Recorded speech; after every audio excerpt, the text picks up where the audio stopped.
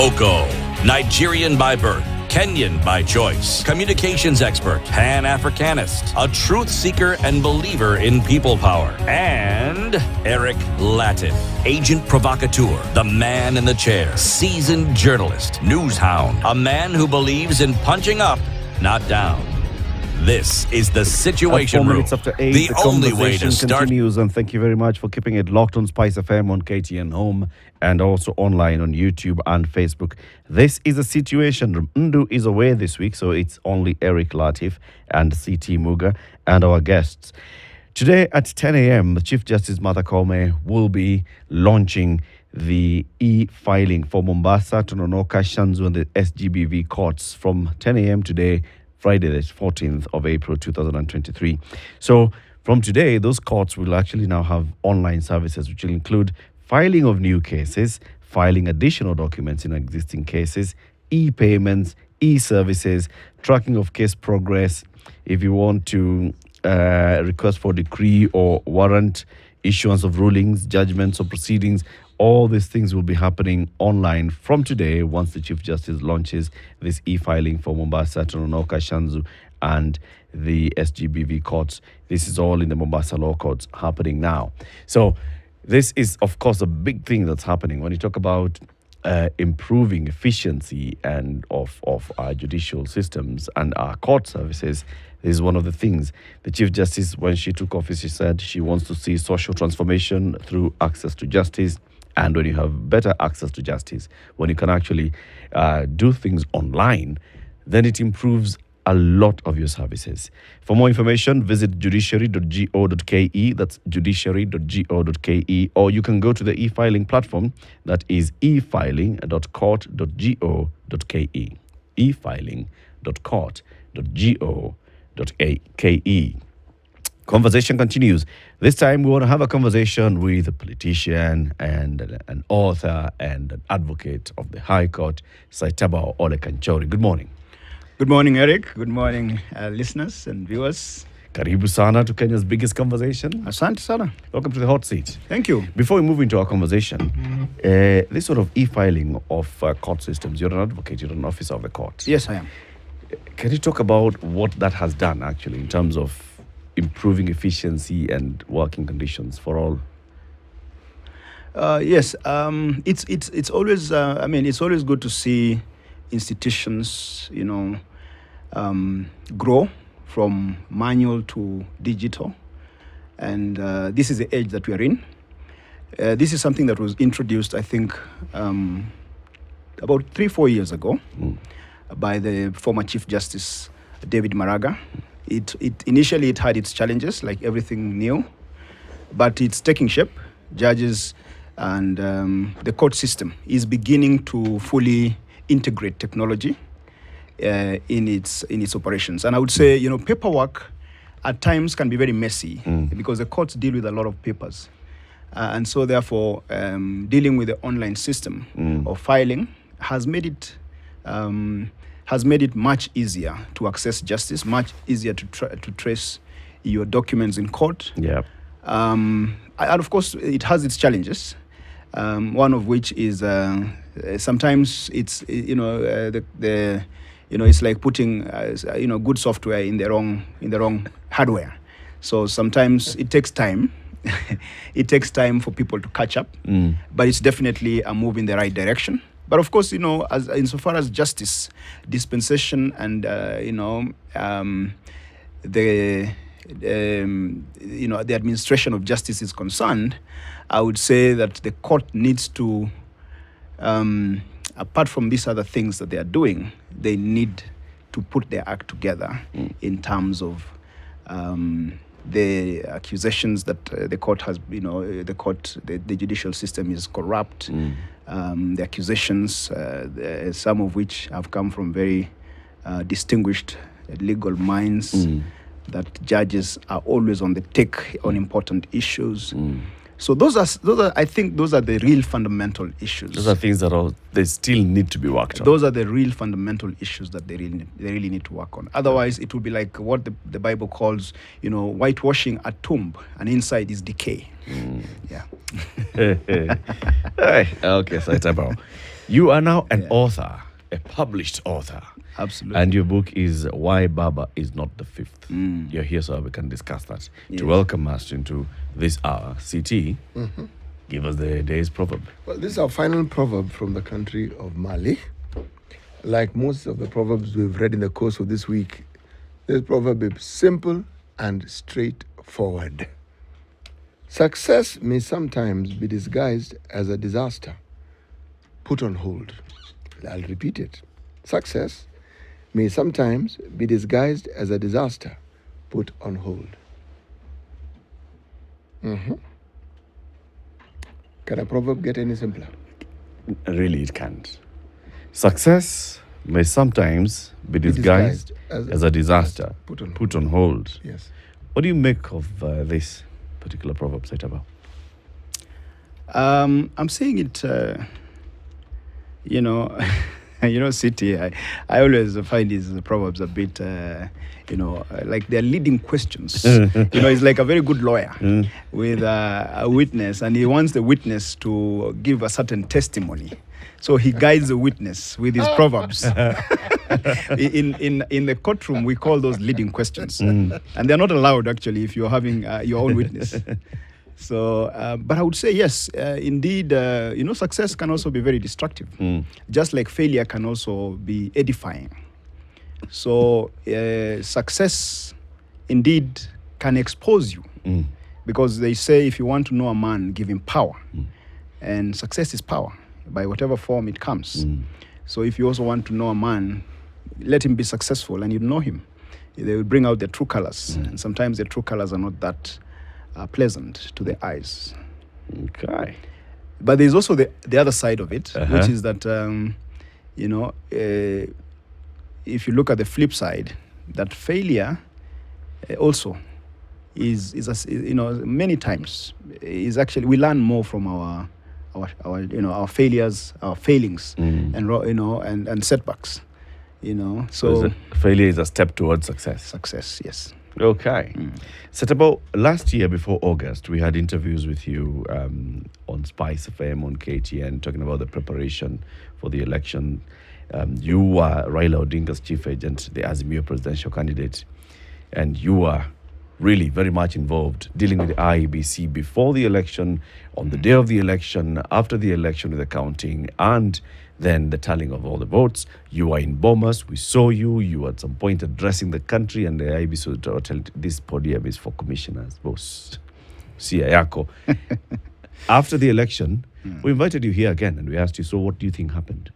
And you give us some bits of what happened. Now you've put it all together into a book, and I see you've brought some copies. Yes, for us, I have a copy for you. I will sign it for you. But Yes, you can meanwhile, yes, I can share with City, and also this is City's copy. Thank you very much, sir. And this is Ndu's copy. So she's not here today, but I'm sure you'll give it to her. Keep it for her. We will keep it for This her. is actually City. This was yours. I was just about to sign it. Okay. This is Ndu's, but you can. I'll This is sign them. news. We'll give it to her next Very week. good. I'll sign it. Yeah. So Here's the book, Baba the Fifth, by Baba, Saibatao. why Baba is not the fifth? Why Baba is not the fifth. You see, you've got to see the fine print.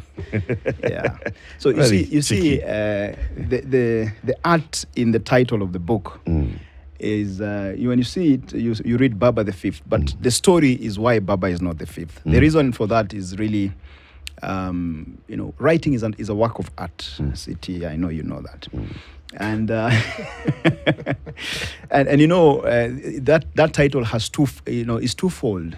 One, it gives a story, but also it talks about Baba the Fifth. There is no other Baba the Fifth. There will never be another Baba the Fifth.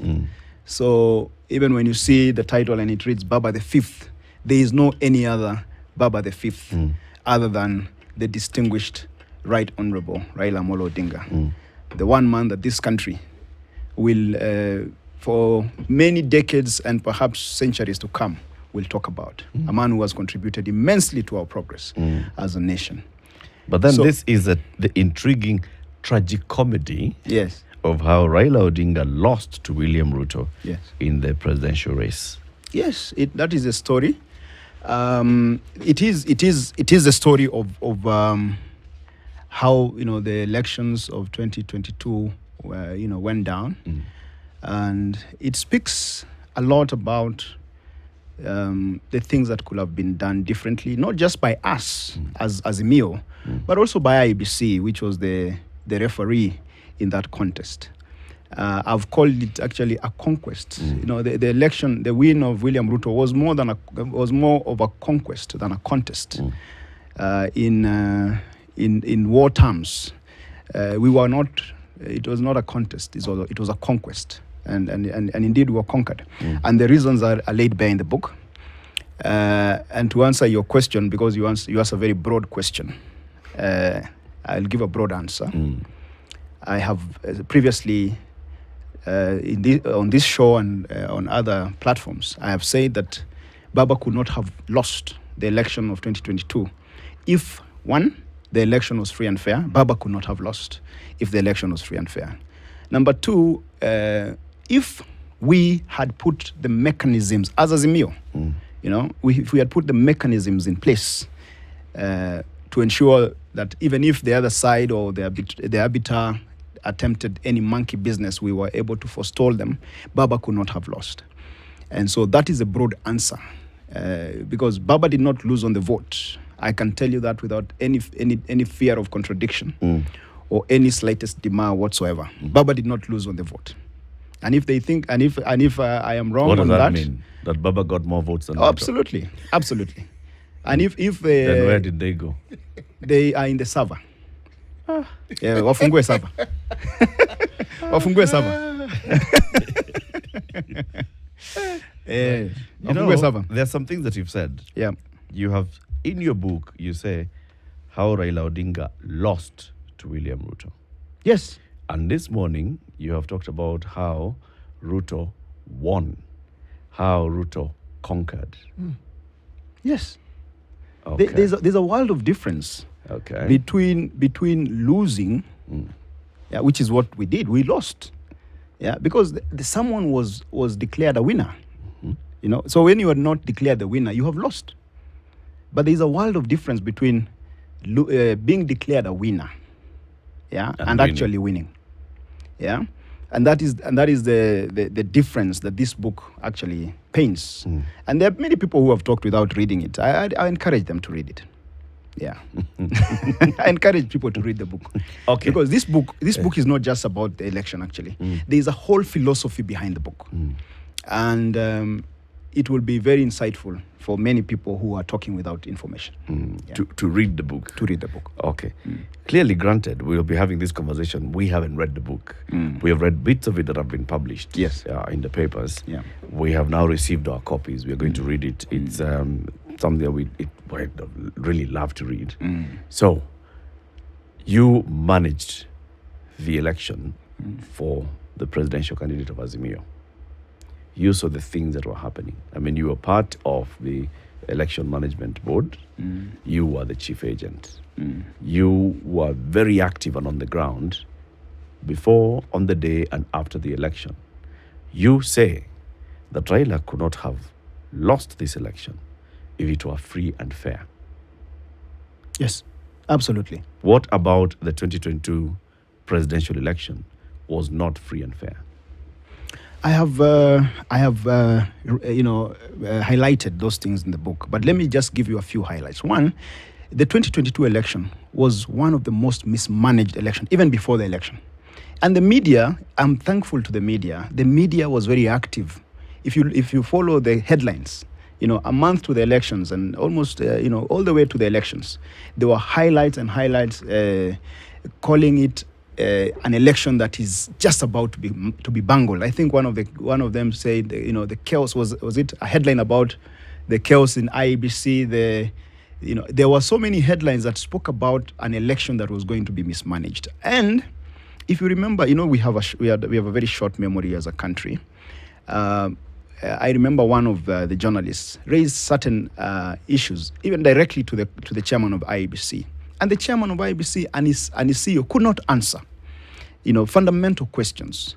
The only issue is that while that was very clear even to the whole world, that IBC was, we had a situation where presidential ballot papers came in the cover of darkness. And I've said in the book that was one instance that even the other commissioners, call them the Cherera Four if you like, nearly came out to protest. But when they were actually asked to present their protest publicly, they chickened out. And of course that cowardice later came back to bite them. This world does not belong to cowards. So the Cherera Four, they have been served a dose of their own medicine. They are cowards. And cowards, even in hell, they will be the first ones to enter hell, if you read the Bible. Before the murderers get into hell, the cowards will get there before them. I want a copy of that version. I'll give it to you. They are enumerated. So there are so many things. I mean, and even on the election itself, on the eve of the election, the chairman of IEBC and his commissioners come out and say, "Oh, we made a mistake in presidential or in gubernatorial ballot papers in these two of Mombasa the strongest and Azimio strongholds." Kakamega was Kiambu for Azimio. Is Kiambu for Azimio. Kakamega is the second most populous county in the country, vote-wise. And Mombasa is in the top 5. And both of them are strong Azimio strongholds. Vote rich. So, the Professor Gulier, one of the former commissioners, had before this, a month before, he had defended the printers and talked about the printers as if he was marketing them, and said how they were professional. You would have thought he's a salesman for the printers, And here they come on the eve of the election and say, "Oh, these people, they bungled the printing, so we will not have elections in Kakamega for governor." And there are many people who will not have elections, and they thought the elections were postponed in those two Azimio strongholds entirely. So there are very many people who didn't even turn out to vote. So the book entails those things, and it actually talks about some of us picking up some of those issues and taking them to our team and our principals, and the principals just disregarded them. What do you mean? We took, some of those issues some of them were even in the public domain. This is like even before the election? Even before the elections. Okay. We took these issues and we tried to impress upon our principals and the team in its entirety, that these are serious concerns. IEBC is looking like it's going to bungle this election. And these are the facts. I even did a protest to IEBC against, although this one I got my principal's consent to do, but everybody else was against it. Let us not complain. We are government. Why are we complaining? We are crying. We are looking bad. And I said no. I was concerned about a number of issues. I was concerned about the neutrality of returning officers, some of the returning officers, and I enumerated in a written protest letter as a national chief agent. So, but of course, because if you don't have the support, then the support and confidence of your team and your principal to raise these things in a strong manner, then you're not the candidate. Let me ask this question. Even as you're saying this, I'm thinking, is it that you didn't have the support, or is it that the people you are working with, whether it is the principals or the people who had might and power within the Azimio structure, or is it that they had what I would refer to as competing interests, meaning they heard you, but their focus was elsewhere, and where their focus was of more concern than what you're saying, meaning, yes, maybe so, but our focus is here, and this is what really counts. What was it? It could be a little bit of both. Campaigns are a multifaceted affair. And even the players many times are distracted by so many other things. But you see, one of the things we kept saying, some of us, and I'm not the only one. I have said in the book, there were other senior Azimio stalwarts, the likes of Ngilu, the likes of Tuju, the likes of many others, who were concerned, as equally concerned as some of us, the likes of James Orengo, the likes of Otiende Amolo. We were all concerned.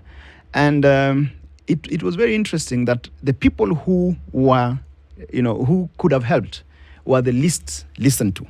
And nobody seemed to want to hear anyone who was pointing a picture of a situation that was not looking. So what does that tell you? It's a mishmash of things. One of the things is hubris. Actually, for me, it's a lot clearer than that. What is it? It's a lot clearer than that. You're in a political competition. You have an opponent, and there are people who cannot seem, and some of them are seasoned politicians. They understand the wherefores of this particular exercise, and they seem disinterested. It means They don't want. Not only don't they want, they had already taken a position. Of course. They had already taken a position, and it wasn't the position that you were talking about. So Correct. It did not It wasn't matter. a position of winning. It was not the position of this particular candidate winning. So it didn't matter what you said. Yeah. It didn't matter how loudly you shouted. Because I would argue that if somebody is a seasoned player in the political realm, someone mentions something, not only will it resonate, you will know. But if somebody is in that position and they ignore it, so... But my brother City, how do you then explain, sorry, Eric, Yeah, go ahead. how do you then explain that one of the people who refused to listen is the candidate himself? How do you explain that? I was about to ask that, actually. If the that most is- experienced person in that entire campaign is the candidate. Yes. He's the one who has actually been in elections for most number of times. He's the one who has, participated in these things. He's the one who knows the entire process of actually getting an election campaign together. And Saitabao is saying the principles, not even just the other people, the principles. Who are the principles, Saitabao? I Raila can Odinga imagine. and Martha Karua. Those were the ones. Yeah. Now, If those two seem not to be hearing what their chief agent is saying, are you saying that I am saying precisely their that. mind was... I am saying precisely that. I am saying they are taking a position. Okay? And that position would not allow them to hear what you are saying. Because how else do you explain it? If you are saying something which they ought to know and which you say is obvious. So either they know it and they know something else in addition, but I'm summarizing by saying they had a position. You know, City, leaders at the highest level are very vulnerable people. When you work with them, you will realize how vulnerable they are. If you look at the greatest leaders even in the world, if you read the story of Daniel and how he was thrown into the lion's den, the emperor, the king of kings of Persia, was against it, but he was misled by his they're called satraps, his advisors. His advisors. So leaders generally, you'll see how the king of kings was so hesitant to throw Daniel in the lion's den, and he was even waking up at night to go and see whether he's okay. And he was the first person to go to the den to say, are you still there? Are you okay? Daniel? Are you okay? And the thing is this: leaders generally depend on the people they listen to. Do you know when a leader leaves his house, a leader of the stature of Raila Odinga, even William Ruto and Uhuru Kenyatta, that kind of leadership level, they don't even know where their car is. They're taken to their car. The way you go, you know where your car is. They're actually led to their cars. They don't even know where. If they're not led, they'll be confused. When they go to an event, they don't know where to sit. They are shown where to sit. If they're not shown where to sit, they will stand and wonder. So they are so vulnerable that they entirely depend on the people they listen to. So when they're listening to the wrong people, then you expect a disaster. Mheshimiwa, I am delighted by your example of Daniel. Even before we get to Daniel, this king, I think his name was Nebuchadnezzar. You know what had happened? He had become a god. His people had told him, you, just the way you are, just everything about you, you are a god. And you know what should happen? People should worship you. Yeah. Daniel got into trouble because that's what he refused to do. He refused to do, yes. Okay? But prior to his refusing, he had been of use to who? The king. To the king. That's why the king was bothered about this thing. But he himself had decreed. So he wasn't going to go against his own decree. That's right. But he had become a god. Okay? Now, once any leader allows themselves to assume that ecclesiastical position, they are in trouble. Whether it is by their own thoughts or by the people they choose, they are in trouble. It does not matter what you say, they are in trouble. And the rule that they have, the end is nigh. It's not far. Yeah. Okay? Just a small correction, City. The king was Darius. It was Darius, not It was Darius, Nebuchadnezzar. Yes. who had deposed Nebuchadnezzar's son, Belteshazzar. And this was a Persian a Medo-Persian empire that conquered your history is very good. conquered the Babylonian Empire. Which had been Nebuchadnezzar's which had kingdom. been and you know Nebuchadnezzar. I mean, it's the same region. So Babylon is Iraq, Persia is Iran. So you're right. You're absolutely right. I have called it in the book what you're describing. I've called it the scales of arrogance. The scales of arrogance. So the scales of arrogance had blinded some of these people. But I have also said that one of the people who did not get the temptation to be blinded by the power and so on was Raila himself. Raila was not blinded. He saw it, and every time I would raise these things to him, he would actually, he would see the point, and just before he reacts, he's led in a different direction. I am telling you, this is a fact. The other thing is that as far as Martha, hold on. Yes. Okay. So you go to the principal. Yes. You raise issues and concerns with him. Yes. Baba, there's 1, 2, 3 issues. Yes. He's like, oh my goodness, yes, I can see this. And just when he's about to give you okay, directions and instructions of what to do, he is distracted. Yes, he's Given distracted by by his advisors. I have said, you are one of his. You are his chief advisor. I was not his chief advisor. Oh, I was you're his chief agent. You're his chief mtu wa mkono. Mtu wa mkono. Okay. Yeah. So, and I have said in the book that I was more agent than chief. Okay. So I've said, I've said, So what would the advisors tell him? They will tell him, no, everything is okay. Those are not. We have already taken care of those concerns. Kanchori doesn't know certain things that we know.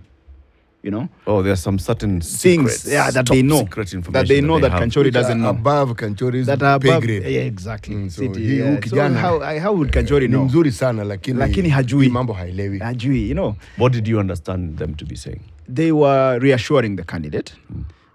They were leading the candidate down the garden path. They were the people that City talked about that had already decided that our candidate should not win. They were agents for the other side. But at that point, when you were hearing the advisors now chiming in and advising the candidate and telling the candidate, in fact, there are these things we've taken care of, 1 or 2 things have been sorted. In fact, Kanchori just doesn't know what we have done. Yes. What were you hearing them to be saying? Were you hearing them to be saying that they are also working behind the scenes to address these issues? Yes. You see. That they were what? They were influencing? Yes, Eric, the system? When you're in the middle of in the thick of things, you are in the play. You're a gladiator in the ring. You're a player in the pitch. On the pitch. There are so many things that you're also juggling and whatever. And so when someone else comes and says, Kanchori, this one is taken care of, even when maybe you're 60% or 70% sure, you cannot also never, you're not a prophet and you're not a seer. So you can't say with certainty that you're right. So you are left with also some doubt, and they put doubt in you. Maybe I'm the one who is wrong. So you don't push beyond a certain point, because you also trust that what they're saying, they know what they're talking about. I mean, I'm not talking about people from the streets. I'm talking about Baba's closest allies and advisors. So, and they had, I wanted to believe that they had the most interest and investment in our candidate. So, but surprisingly, to the last minute, I started this immediately I was appointed. I think if you go back to the record, because the internet never forgets, I was appointed on the 6th. By the 9th, I was already on IBC's neck. And do you know how much hit I took because of that? I was told, no, leave IBC alone. You are overzealous. You are overzealous. We did not send you there to... I said, but what is my work? As a chief agent, what is my work if I cannot protect and if I cannot raise issues on the process? Because an election is not an event. So I started raising issues on the simulation, or the simulation, yeah? The simulation was shambolic. So when I raised those issues on the simulation being very shambolic, I was told, no. Those things you don't say. Those are things we will handle, diplomatically. Let's take a break. 27 minutes to 9. Saibatao Kanchori, author of this book here, Why Baba is Not the Fifth. It's out, and we are talking about it. He was Raila Odinga and Martha Karua's chief agent. That's the chief presidential candidate agent in the last election. And he's giving us the inside scoop of what was happening in the campaign and what he saw happen at Bomas of Kenya. Keep it here as we continue. The second family is showing on Showmax. What else?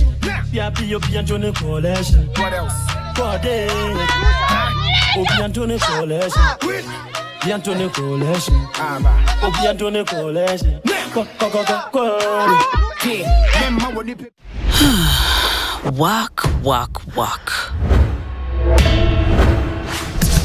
Work's over. Busy biters, get down to snack business. When snacking is under attack, we'll be there to fight back. Digger Classifieds is an all-in-one platform to find jobs, buy and sell motor vehicles or properties, to pay tributes to the special people in your life. www.digger.co.ke, the one address in Kenya that everyone loves to visit. Digger Classifieds.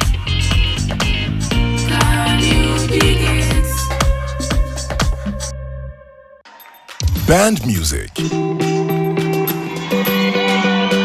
Purposeful conversations. And for anybody who thinks that God is not big enough to handle our problems.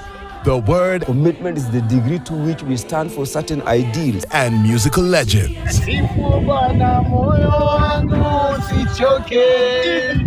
Sunday, mapema ndio best.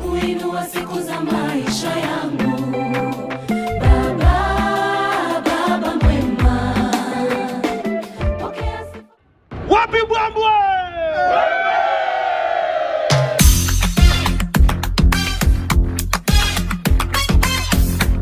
From your screens, Wale Home. This Sato, KTN Home, now for you feel at home. She want get fun, if I want time, now she come from So sit straight up, go straight up, straight from Vijano Idara, Yani N, Y, N. Wapi Bwambwe!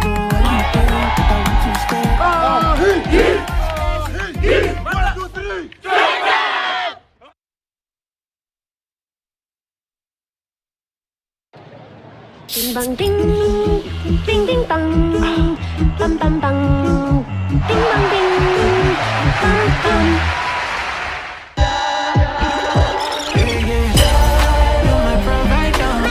Friday Turn Up will be live from 7:30 p.m. to 9 p.m.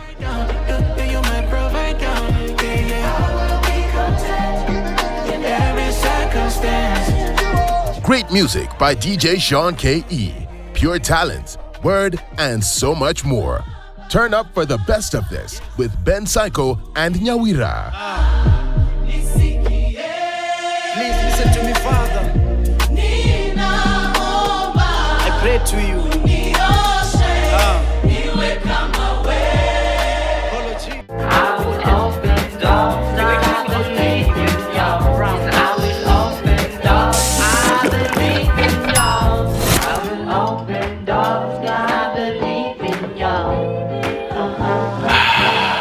So it's clearing up now on Aerodrome Road. It's actually looking much better, as well as Nyao Stadium Roundabout. That's Lusaka Road and Langata Road. That's okay. Ngong Road is only busy at the lights.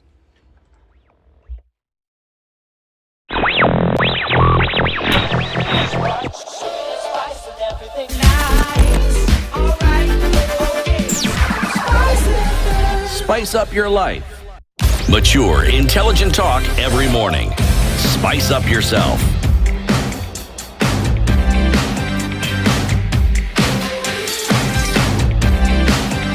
Mornings done right.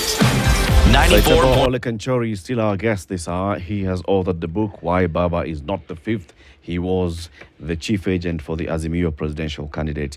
He's giving us the inside scoop of what he saw happening. City.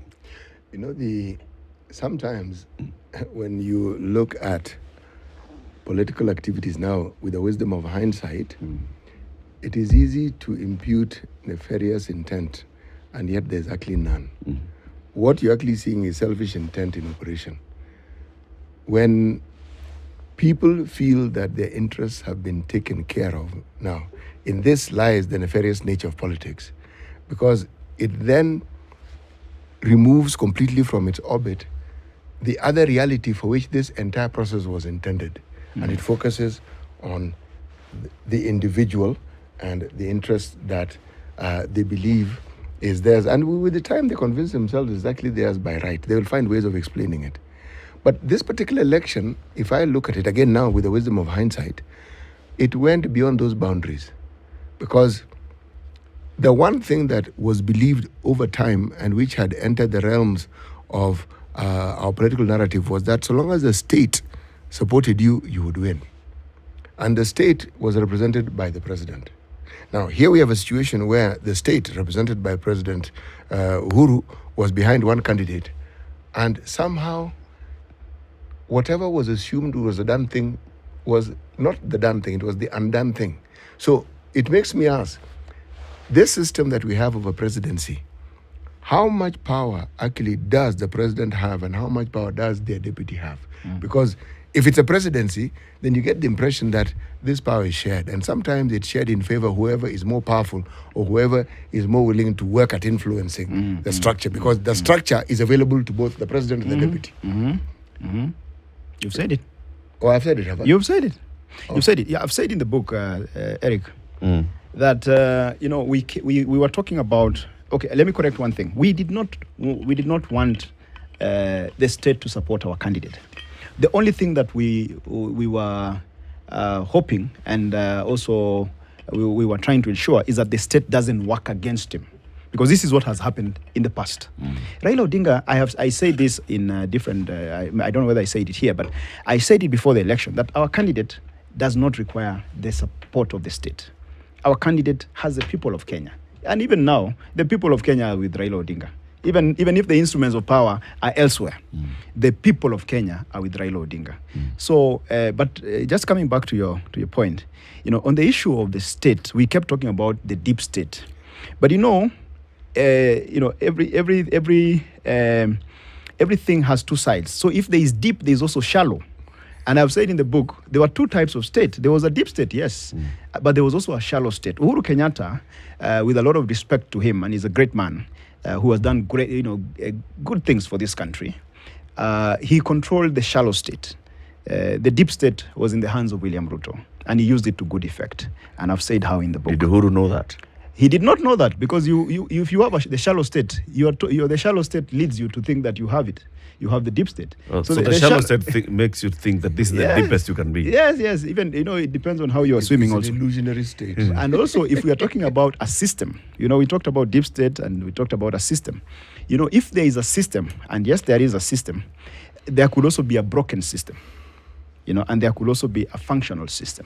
And I've talked in the book that what we were left with was a broken system. You see, you can have a very good system, a phone, iPhones, a music player, but if it's broken, it won't work. And so that is what we were left with. Uhuru Kenyatta had a broken system that could not do anything. But not even Raila Odinga knew about it. You cannot. Raila know. has previously said, system or not, he also has his people in the system. There's nothing that happens in government, Raila has said before, that he doesn't know. He the William Ruto side. So Eric, did Raila know that the system that they were looking at with Uhuru was a shallow end, was a baby pool? I have quoted Sun Tzu, The Art of War, the Chinese general. The Art of War in my book extensively, as the lawyers will say, extenso. And one of the things that Sun Tzu says is that war is all about deception. Political contests are actually like a war. They're a war situation. And war is about deception. So when you're near, you want to appear far. When you're far, you want to appear near. When you're strong, you want to appear weak. If you really want to win, when you're strong, you don't go and say, I am strong. You pretend to be weak. And William Ruto, I don't know, I think he has read that book, maybe and understood it, because he acted weak when he knew he was strong. And he acted like he was, he's a master of deception. And he's a master of reverse psychology. I've described it in the book. And these are men I know very well, fairly well. Let me not say very, but fairly well. And the whole, deception was the name of this game. So when they lead you to believe that you are strong, that you have everything, that you are the one who has the system, you are the one, when they know they're the ones who have it. So, yeah. Now, clear something for us. You, as the chief agent, you had your eyes and ears on the ground, right? The last time you were here, you told us, well, you were having issues even up to the last minute in terms of deploying your eyes and ears on the ground, your agents at the polling station. Just remind us, what were the challenges with deployment of agents at the polling station? You know, the deployment of agents is a product of a process. So that process is managed by an institution called the command center. Okay, so you're talking about a minimum of 46,000 agents if you want to have one in every polling station, and because of personnel challenges, you cannot have one, because if one gets sick or whatever it is, so there is a way to you need at least about 70,000 people to manage the election on election day. So election day monitoring is a very serious affair that requires serious organization. And as the chief agent, I am only one person. So I needed to be equipped with that structure. When we were appointed, we began our work of setting up that structure. But as we were doing that, and my colleagues, if they are to be honest, they will say this. The truth is very difficult sometimes to say, and I understand them. If they're still invested in hoping that something. Maybe they're hoping that something will still be thrown their way. But anyway, the truth sometimes is bitter, but it is the truth. And I like some of the people who have come out, even though they are, they may not like everything I've said, but they've said, let him say what is his truth. So the command center, when we were just setting it up, it was hijacked. Why was it hijacked? It was hijacked for two reasons. It was hijacked because of financial, considerations. There are people who wanted, it's a big financial, cash operation. cow. Yeah. So there are people who wanted to make money out of it, and they wanted to be the ones running the show. But also, there are people who had been planted by the other side, and they wanted to. It was a procurement opportunity, and I've described it in the book. So, they took over the command center. So without a command center, Eric, I can assure you. When you say they took over, yeah. So when you were appointed, you embarked on the journey of creating and establishing a structure below you. Yes. And then you're saying that people came and took over what? The structure or the command center? So what happened is this. So we me and my team of we were only 5. The National Chief Agents team, as you remember it. We started, we had our initial meetings. We set out our terms of reference. We set out our organizational structure. We said, this is what we will need to do. But of course, you have to be empowered to do that. So while we were doing that, we were told, no, you guys, we even identified allocation. We identified everything. We identified the personnel, the key personnel that will have done it. Some of them are people who I know without any doubt will have delivered this thing. People who have handled serious logistical issues. And those people were pushed aside. The minute we mentioned them, they're told, no, forget about this one. We have better people. So, ultimately we're told, you guys, we have already set up everything for you. So don't worry. You just work. You just, have your meetings, whatever, but we will take you to the place that is up and running. There are people who know about this thing, power, power. I was even told, forget about ODM. Some of these people who are now pretending to be ODM guys, they were telling me some very unsavory things about our party, our beloved party ODM, and saying how ODM will not deliver a presidency or what. And ODM has serious structures. If we had even left it to ODM, it would have delivered this thing by 10 a.m. But we went to Jubilee, which was a rotten, broken system. A rotten edifice. So where was the command center? The command center is I've described it in the book. Eric, soma kitabu. But soma kitabu ndugu. Lakini, it just, the command center, I have called it the Tower of Babel. It delivered nothing. Absolutely nothing. A whole structure, like the whole of this standard group, with computers, all the latest equipment, and I call it a glittering edifice, but which was, intended by the people who are running it to only be an edifice, a facade, So there was nothing in kwa Kiswahili, wanasema kwa Kiswahili there's something about something lakini ndani ni, when it is shining outside, but I've forgotten the saying. But anyway, in the end it delivered nothing, and it was not intended to deliver anything. And Baba was led to believe that this thing was working. I will give you an example. The ICT, former CS ICT, Joe Musheru, was supposed, he had volunteered and said he's going to deliver for us, it's called what, this system, a system to transmit results, that was foolproof.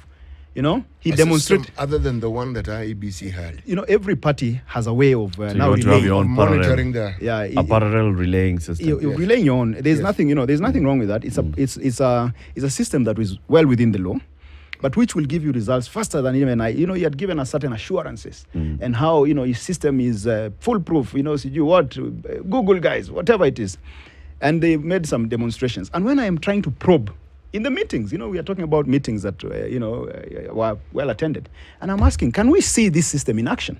Can we do a demo? Can we do the same way we're doing at IEBC? Yes. Can we do a simulation and put it under some pressure, and see how it works? Yes. And see how it works. No, Kanchori, this thing we'll do it. We have other ways of doing it.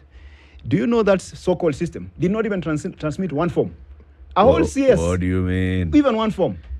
Okay, so what did so you want to tell me that guy was what was he doing? Wait. For it to transform a form, to transmit a form, you needed to have something at the polling station. Yes. That then is feeding that form into that system for it to appear at your command center, Tower of Babel, or whatever. The Tower of Babel. So did you have those gadgets at the polling station? Yes. We had they were supposed to, or the way it was supposed to work was it was going to work with any smartphone. Just a smartphone. If you have capture the photo. App, it is an app actually. We know, and we had many. There are people who had come to us with very excellent apps that could have delivered this thing very well. But some of them were even giving us for free. I will tell you, they were giving. Baba has serious supporters, people who mean well, and these people are saying, this thing. It will work for you guys. And this bulletproof one we had bought. This one we paid for. Okay. We paid for it, kwanza heavily. And anyway, it didn't work. And I don't know whether any refunds were taken. What refund? So, Kanchori, on the ground, because now let's talk about this server story, okay? On the ground, as you were coordinating on the day of the elections, you knew, apart from the two counties where the presidential election was not taking place, in Mombasa and Kakamega, everywhere else across the country, the presidential election was taking place. Were you getting reports from your people on how the turnout is, on how the conduct of the election is going on? Take us through that the daytime from 6 a.m. to 6 p.m. Were there issues that you had, you could raise them that things are not going right? Our problems began... the real problems began about a week to the election. On the 2nd of August, we were conducting training. And the way that we are not dealing with small boys, the guys who did this thing, they were well prepared for it, and they knew how to do it. So, and they held the whole, plan until the last minute so that there is no recovery, So it is a fait accompli. On the 2nd of August, when we were training our agents, I started to see, because we were supposed to book venues, we were supposed to pay for venues. I personally talked to coordinators. We had a very organized system. Our coordinators from all the counties had given us venues, had given us budgets, and I gave them these things about 2 weeks to the training. And I told them, these are the venues, these are the budgets, pay the coordinators. I did not want to handle even a coin in this election. And I didn't, by the way. I didn't even handle one coin. And if anybody thinks I took even the asumuni from them, let them come for it. Nitauza mbuzi niwarudishie. Because I didn't take.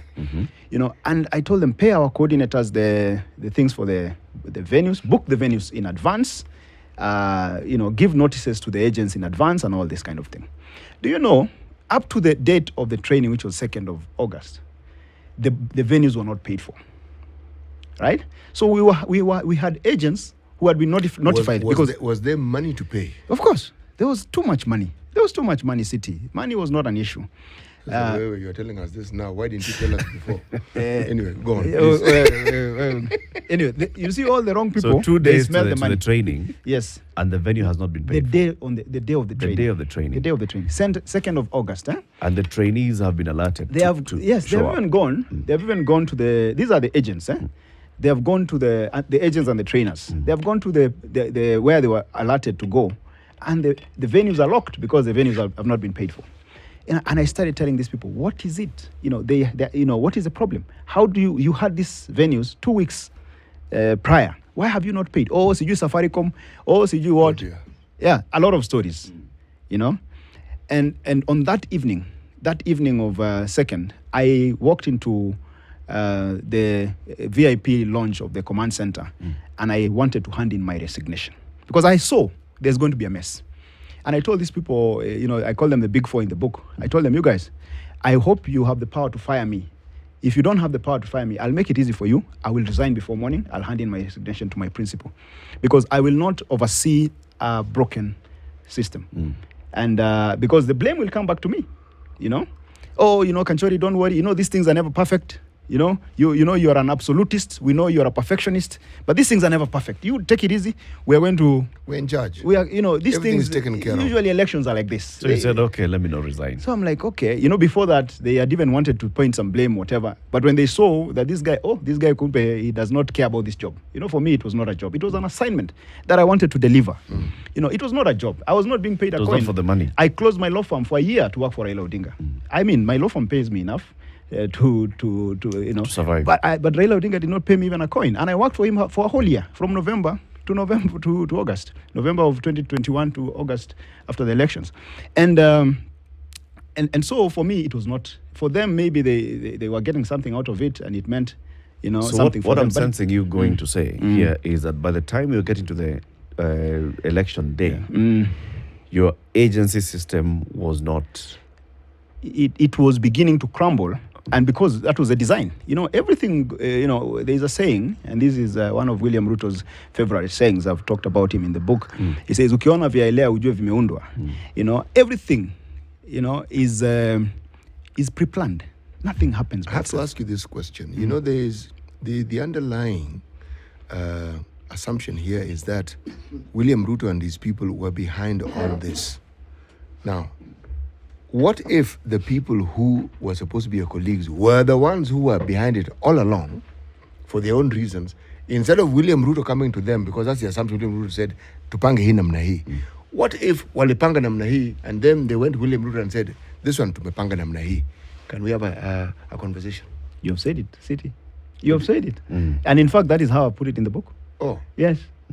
Kupanga namna hii, it is even in the book. So you've said, have you read it already? I have not read the book. I have not read anything. So about the truth book. is the truth. I just know the book exists. The truth is the truth.